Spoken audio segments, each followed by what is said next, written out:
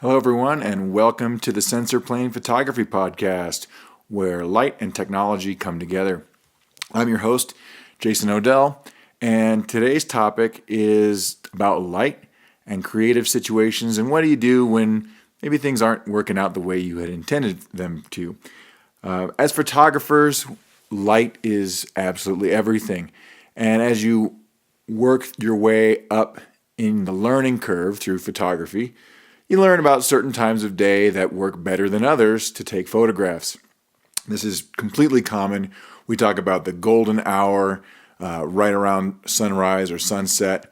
We talk about the blue hour, the 20 minutes or so before sunrise or after sunset. And the reason why those times, at least for outdoor photographers, those times of day are so good for photography because we either get qualities of light like the warm light or low contrast where the sun isn't completely up, conditions that really make your photographs and the colors come out.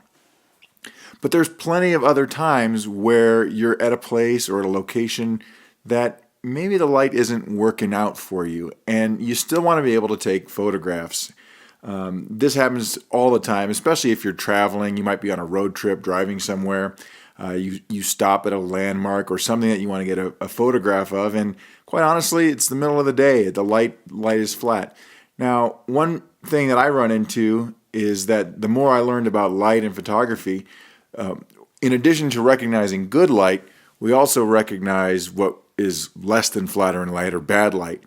And the problem with that is that a lot of times you might think to yourself, okay, the light here isn't very good. I'm not even going to bother getting my camera out. And that's what I want to discourage. As photographers, we should always be out there exploring our surroundings, trying to be creative, take as many pictures as possible.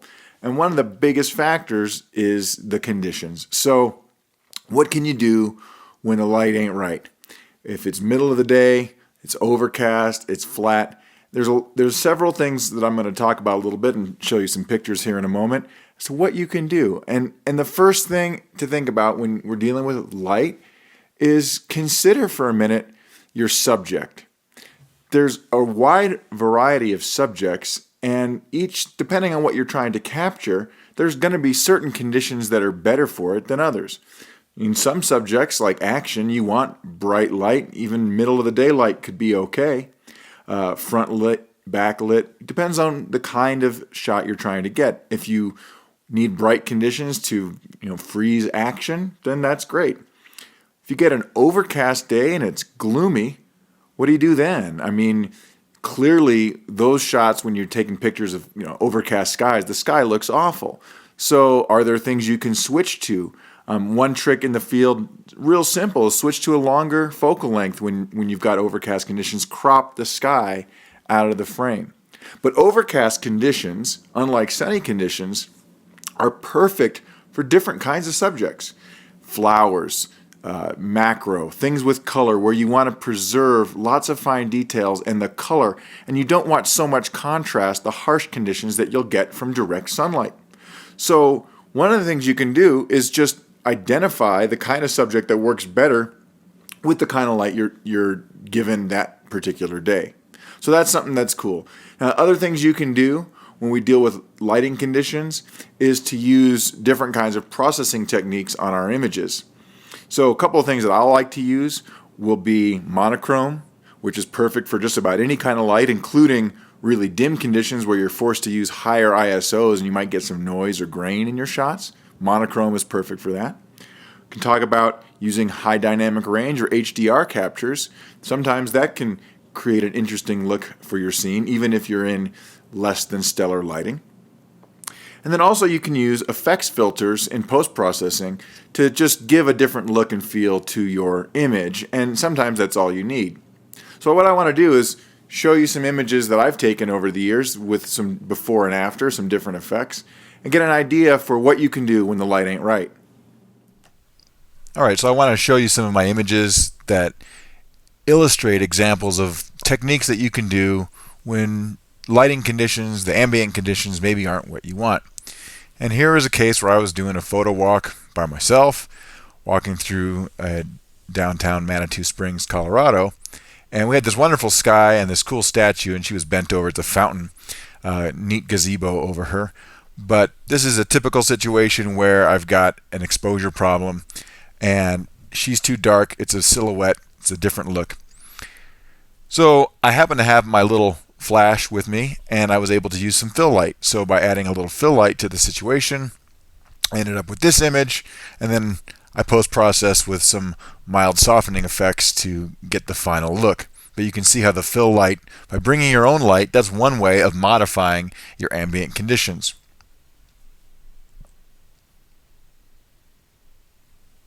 Here's a shot that I captured in South Dakota near Badlands National Park, and it's a sod house. It's actually a little shed. And the problem that I had with this day, I was leading a group here, and it had been really foggy, gloomy, miserable all morning. So by the time we had conditions that were even somewhat realistic to shoot in, it was middle of the day. We've got the sun going in and out of the clouds. It was harsh. We did have an interesting sky, but the light was pretty flat, and it was directly above us. So I chose to convert this image to monochrome. And black and white is one of my favorite techniques. And by doing that, I'm really able to make the sky more dramatic. The house becomes more of a prominent feature, and the grass kind of becomes secondary. It's no longer, your eye isn't drawn to it because it's bright green. So I like that monochrome for this particular image. Here's a shot I captured middle of the day in the Mesquite Dunes near Death Valley in Death Valley National Park.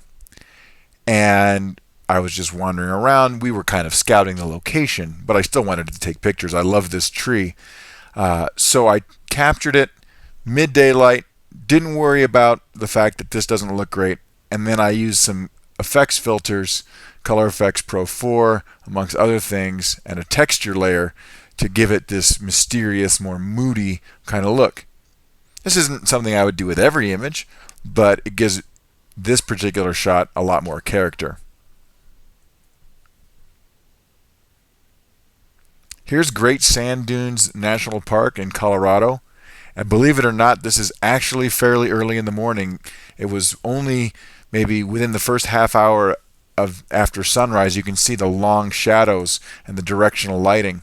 What happens though here in Colorado, or any place where you're at elevation in the mountains, high altitudes, there's not a lot of atmosphere, there's not a lot of moisture in the air. So we don't get that golden hour. We get golden maybe 5 or 10 minutes. And so I again chose to convert this image to monochrome to accentuate the contrast and the textures in this image and give it a completely different look.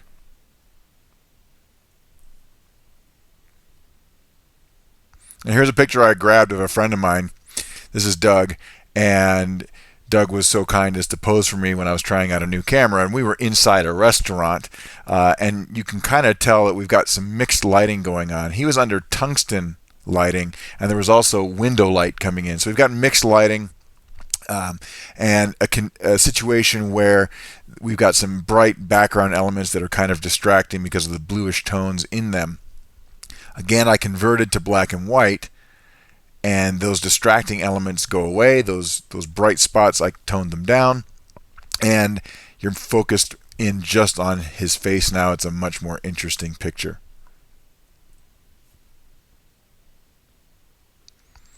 This is an old car out near the Badlands in South Dakota, and we were shooting this right as the sun was going down. And this is a classic situation where your exposure is mixed. You don't have time to mess with grad filters. You've got the sun going down in the background there, but in order to expose for the car, I'm blowing out this otherwise really interesting sky. So here's a case where HDR was the technique of choice.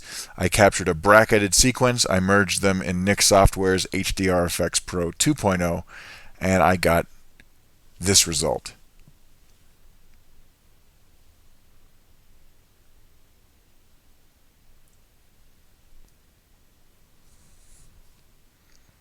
You can also use these kinds of techniques indoors. This is inside an aviation museum in Denver, and we've got mixed light. We've got all kinds of things going on. We've got the greenish tinge of those I don't even know what kind of artificial light source those are. They're probably mercury vapor lamps. Needless to say, we have all kinds of mixed lighting. And to make this more interesting, again, I used HDR as the effect and some vignetting. And it really brought out the textures in the image and made it more interesting to look at.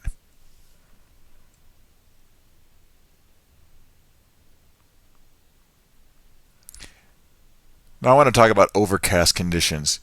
And this is something you run into a lot, especially on the East Coast and Midwest, where it's just gloomy and there's not much you can do. So my intention on this particular day was to shoot this waterfall, and as you can see, it just really wasn't working. This was not a good shot. So instead of just taking shots of a waterfall that I knew I was never going to use, I decided to do the first move was to change subjects. I switched to my macro lens. I started taking pictures of the flowers, which were covered in water drops, and I ended up with better conditions for that subject. So here's a case where overcast is terrible for the sky, but great for close-ups and things with color, because you get a real nice soft lighting effect to that. Here's another semi-overcast kind of gloomy day in Colorado. And the sky there's got a little bit of interest to it. So in this particular case, I just used some post-processing, Color Effects Pro 4, as well as processing the raw file to give more texture and color to the sky and enhance the textures of the subject. So that sky's got a little bit more interest to it because I've managed to adjust the contrast, use various plugins and tools to make that sky look better.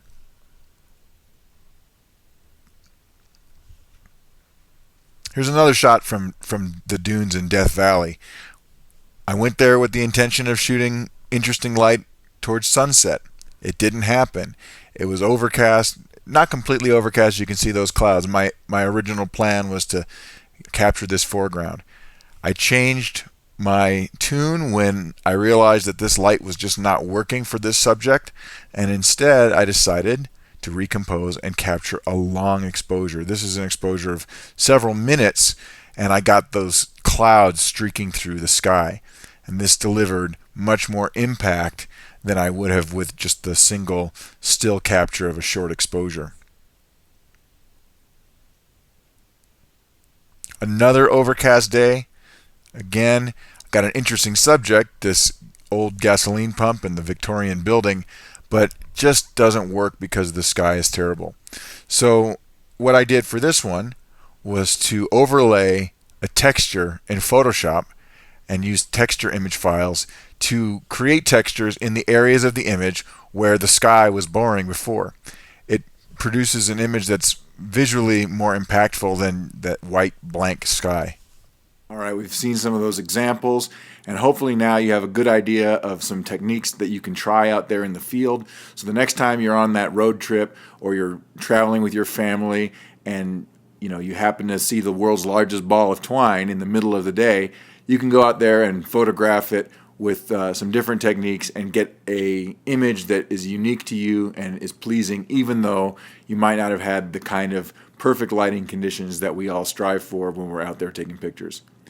Until next time, I'm Jason Odell. You can check out my entire blog at www.luminescentphoto.com. And thanks again. I'll see you very soon.